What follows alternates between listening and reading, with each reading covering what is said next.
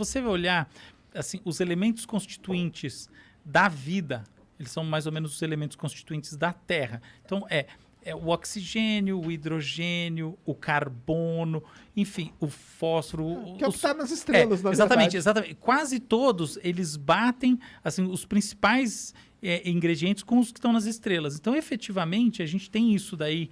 Você tem essa identidade que sugere a vida, pelo menos a partir dos seus elementos constitutivos, ela vem de fora. Tá? A vida é extraterrestre no sentido dos seus elementos constitucionais.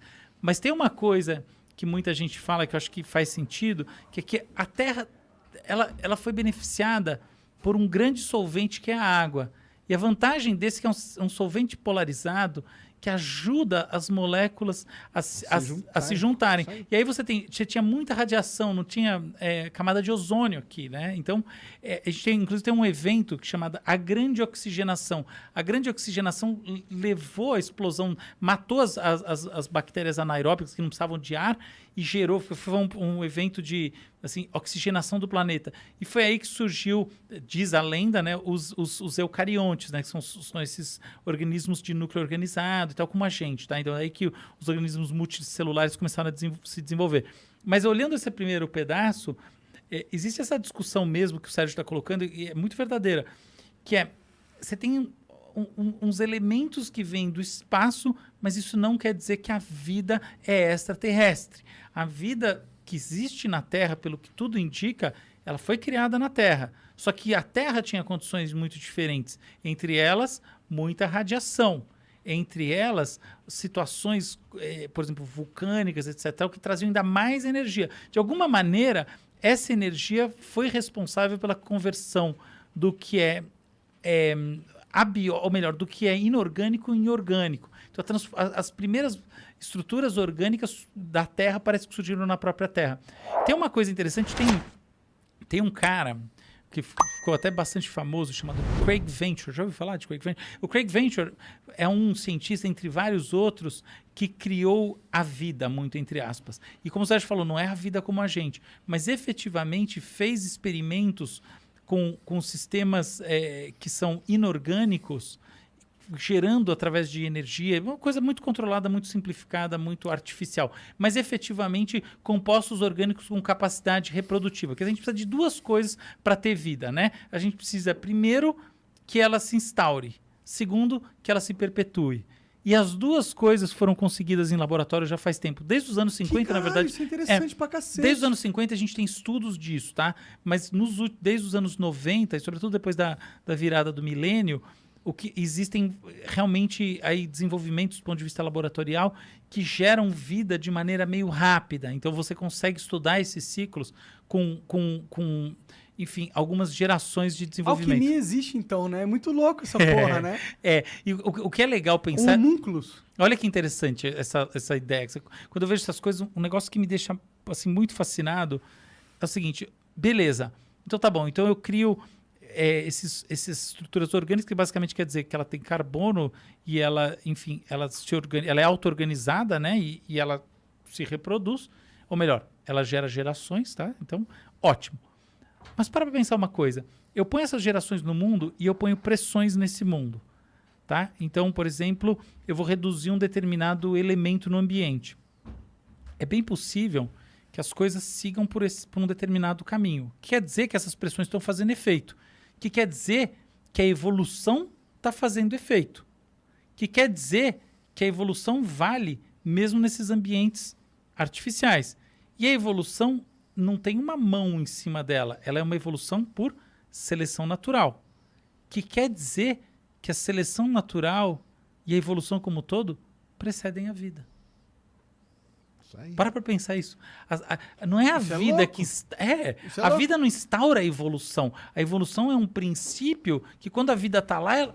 Acontece. Então mas não sabe... isso é um argumento que vai de encontro com talvez o pessimismo do Sérgio. Ao encontro. Ao encontro. Ele concorda. Lógico.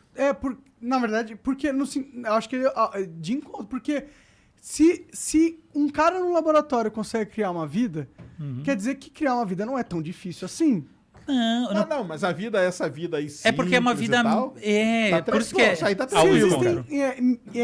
infinitos planetas. Não, mas é que o grande Mas aí que filtro... tá, mas qual aí que é a não é chance? infinitos, cara. E não é só isso. praticamente. Você tem o chamado grande filtro que ele falou, que é o seguinte: existe uma razão. Tem um cara chamado Fermi que estava um dia discutindo num refeitório e falou assim: porra, já que tem tantos planetas e criar a vida surgiu Ele fez aqui essa pergunta aí. de maneira relativamente. Se os planetas são infinitos, cadê todo mundo? Falou, o melhor conversador do mundo Cadê definiu. todo mundo? Mas você não argumenta que a vida como a nossa, dada a nossa complexidade, você não argumenta que é possível que já tenha existido em outros planetas. Você argumenta que isso é possível. A nossa tipo Possível, de porém não complexidade. provável. Essa é a questão. É porque, tipo, a gente ainda não passou por esse filtro, entendeu? É... Então, em teoria, é possível Isso. que Em teoria não, alguns é possível e ponto. É, Você tem razão. É possível que alguns planetas, vida da mesma complexidade como a nossa, possa ter sido desenvolvido, mas nunca ter passado por esse filtro. Não, o filtro... Ou mesmo que ele tenha passado, ele pode ter um outro filtro, que é o filtro de... ele sobreviveu, mas e comunicar-se? Será que é possível dentro do nosso universo? A gente não sabe. Será que é possível você ir além da velocidade da luz? Porque se ele estiver num local que está... Não, além da velocidade da luz, parece que é difícil. Então, mas se ele estiver num lugar onde a velocidade da luz nunca vai alcançar aqui, e aí? E se essa super civilização se desenvolveu num lugar onde eles nunca vão conseguir se comunicar com a gente? Também é possível. Estaria de acordo com o filtro. Sim. É verdade o que você está dizendo. Eu prefiro ver da seguinte maneira. Parece que a formação de organismos maiores, mais complexos, ela tem uma dificuldade a mais. Tá? Nesse ponto eu concordo com o Sérgio, porque na verdade é meio consenso aí.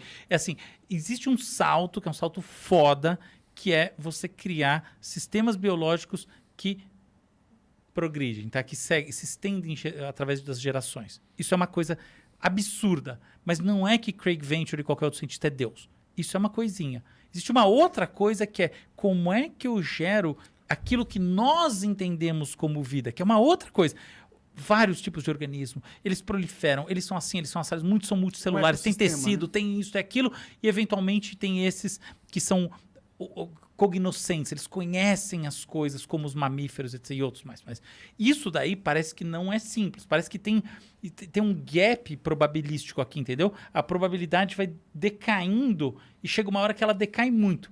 Uma coisa interessante de pensar, todo mundo pensa isso de um ponto de vista muito da biologia do cosmos mesmo, mas tem um outro aspecto que é realmente psicológico, que é assim, talvez o grande problema seja justamente essa maneira como a gente tem de pensar as coisas. Porque, veja bem, o ser humano quer dominar a galáxia. Agora imagina que um outro organismo surge em qualquer lugar e ele quer dominar a galáxia. Mas ele vai se matar lá mesmo, igual provavelmente os seres humanos, e vai acabar o planeta deles também, igual provavelmente os seres humanos. Então, esse é um argumento absolutamente secundário, tá? O primário, 99,99%, é esse que foi colocado antes, e eu concordo inteiramente com o que o Sérgio falou, e é isso aí, tá? Então existe um grande filtro probabilístico que vai do procarionte, tá? Daquela célula não sem núcleo organizado, até essas estruturas complexas, eucariontes, o ser humano. Esse é o grande filtro. Mas tem uma coisa a dispensar também, que é o seguinte, cara, não basta você ter um organismo complexo. Para ele vir até aqui, ele tem que querer e ele tem que se entender entre si. Então, eu penso o ser humano botando fogo no planeta. Imagina que a gente, para ter uma tecnologia para chegar realmente longe em outros planetas, a gente precisa de mais 100 mil anos. Eu fiz aquela pergunta, o que você acha do futuro da humanidade? Muito assim, será que a gente vai viver mais 100 mil anos? Você percebe? Eventualmente, a maneira como a gente pensa o mundo impede que a gente viva... A gente já tem 200 mil anos de idade, não 200 mil anos, você acertou no... Bom, é isso aí. Mas talvez isso impeça que a gente chegue aos 300 mil ou eventualmente a 1 milhão de anos como espécie, um Homo sapiens, pela natureza da maneira como a gente pensa o mundo. E eventualmente isso pode ser um grande filtro também.